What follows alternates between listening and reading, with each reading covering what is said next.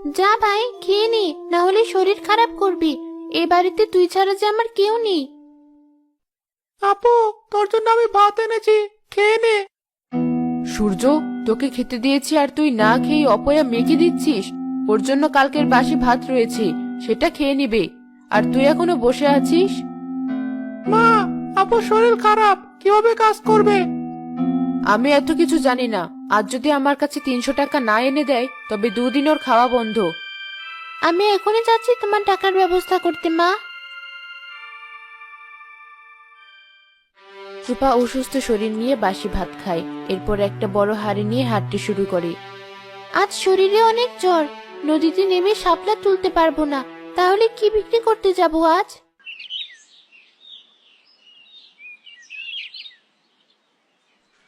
নদীতে নামবো, কিন্তু খুব শীত করছে যে।